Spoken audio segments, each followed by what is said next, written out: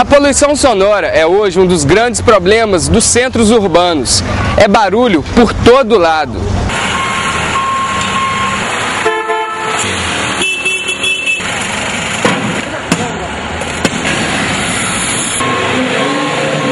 O barulho em excesso é um dos grandes causadores de uma doença que vem crescendo assustadoramente, a surdez precoce. Nós vamos conversar com o especialista em doenças do ouvido, o otorrinolaringologista Guilherme Magalhães. O que é essa surdez precoce? A surdez é a baixa da percepção da audição, né? Existem vários níveis de perda auditiva. Elas podem ser perdas auditivas leves, moderadas, moderadamente severa e profunda, né? Então depende muito de qual perda de qual categoria as pessoas se encontram para aferir a perda auditiva. Certo. E o que promove o desenvolvimento dessa doença? São várias as causas, né? Existem causas genéticas, existem causas virais, as idiopáticas que a gente não sabe por que acontece. Então é possível que alguma pessoa durma num dia ouvindo e acorde no outro dia anacuso, né? Como a gente diz, que é a perda auditiva total. Isso é raro, né? Existe a possibilidade do retorno à função normal, mas existe também a possibilidade da pessoa não recuperar a audição, e isso é idiopático, a gente não sabe o porquê acontece isso.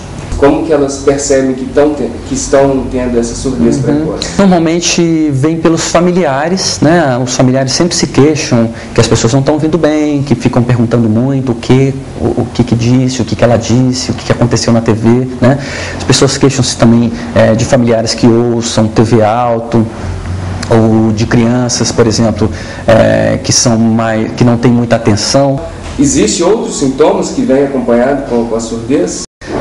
Olha, pode existir, por exemplo, em pessoas idosas, depressão, né? Porque a pessoa se isola, porque ela não consegue manter uma conversação com os outros, né? As pessoas deixam de ir a eventos sociais, porque nessa situação onde existe um ruído competitivo, né?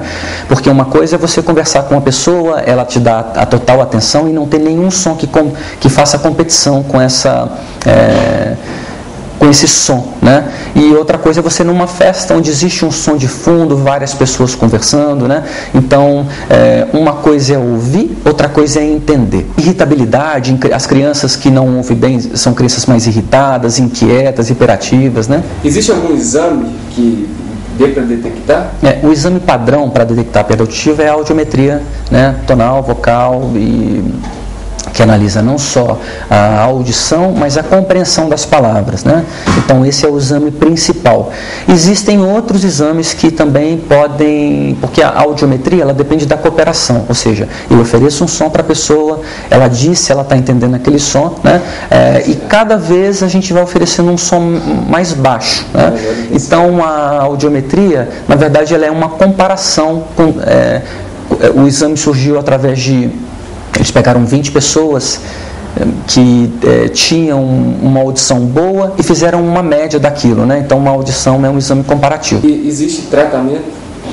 Uma vez que a perda neurosensorial é detectada, infelizmente não existe possibilidade de recuperação da audição. O dia a dia das pessoas, né, ainda mais em centros urbanos grandes, está convivendo com barulho de trânsito, prédios em construção, isso afeta esses barulhos do dia a dia? Olha, isso depende muito da exposição. Por exemplo, se a gente tem um guarda de trânsito que trabalha na Independência com a Rio Branco, né? E se ele tem um período de exposição de trabalho longo, ele pode vir a ter algum problema auditivo induzido por ruído, né? Então, se alguém trabalha como maquinista ou trabalha em empresas de costura ou seja, qualquer coisa que sabidamente existe um risco potencial para intensidade alta de ruídos, ele pode sofrer sim danos irreversíveis. Não só o barulho do dia a dia são os causadores da perda auditiva precoce. Os famosos MP3 também são os grandes vilões da história.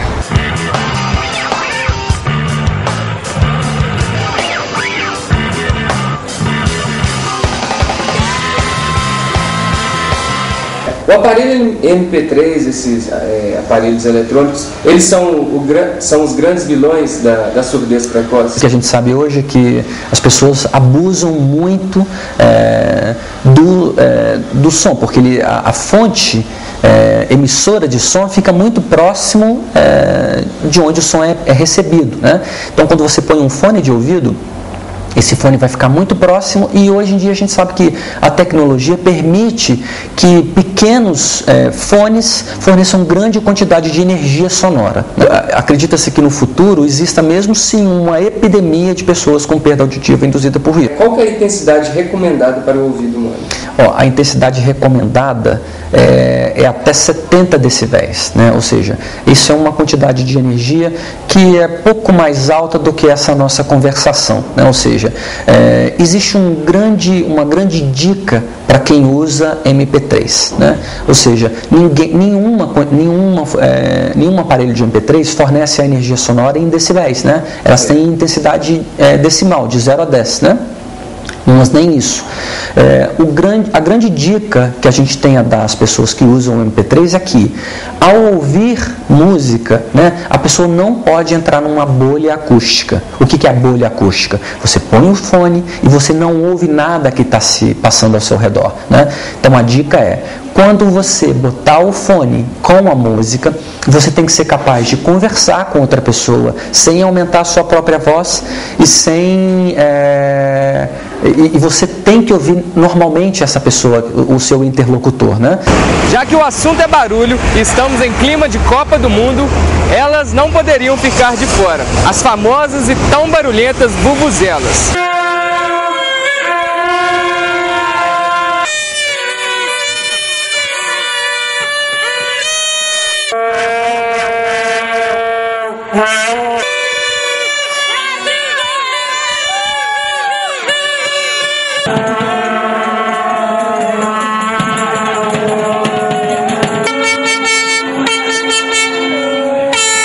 Mas esses objetos causam uma grande preocupação com especialistas. Eles afirmam que, dependendo do barulho, o ouvido humano pode ser prejudicado. Para saber se esses brinquedinhos realmente fazem mal à saúde do ouvido humano, nós viemos até a Secretaria de Atividades Urbanas, onde aqui eles têm esse aparelho, que é o decibelímetro, que mede a intensidade de ruídos de qualquer tipo de poluição sonora.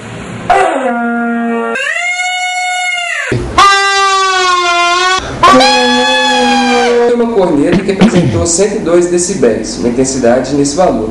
Depois fizemos com um instrumento que apresentou uma intensidade de 105 e depois uma de 99. E por último fizemos os três juntos, que apresentou um resultado de 113 decibéis. A gente fez uma sala fechada. Existe alguma interferência se a gente tivesse? Assim, uma intensidade sonora maior, ela pode competir com outra, mas ela é soberana, né? Ou seja, não faz diferença. Então, esses resultados são fidedignos, sim. Depois testamos os três juntos em um ambiente fora. Estávamos com os objetos dentro de uma sala e o aparelho em outra sala. Apresentou um resultado de 93 decibéis. Também está fora do padrão. Isso é uma intensidade de ruído bastante alta, bastante elevada. Então, só para a gente saber, o senhor não recomenda as vuvuzelas? Olha, eu acho que é o seguinte, isso é uma coisa tão pontual, né? Ou seja, eu tenho certeza que daqui a 2 ou 3 meses pouca gente vai se lembrar das suas vuvuzelas, né? Ou seja, vai ser uma coisa... E assim, depende muito da intensidade, da quantidade de exposição que isso é, né? Então, quando a gente vai num baile de formatura, por exemplo, a intensidade sonora também é altíssima, super elevada, né? A palavra-chave é o tempo de exposição. Então eu acho que isso vai ter um impacto, não vai ter um impacto muito importante, embora, né, eu acho que quando a gente faz uma intensidade sonora muito grande perto de outros, isso pode incomodar as pessoas, né? Tem muita gente que se sente incomodada com isso, né? Mas eu acho que naquele período ali de estádio, as pessoas vão se recuperar disso, né? Doutor Guilherme, muito obrigado pela entrevista. Disponha. E a dica foi dada: quanto menos barulho, mais saúde para os ouvidos.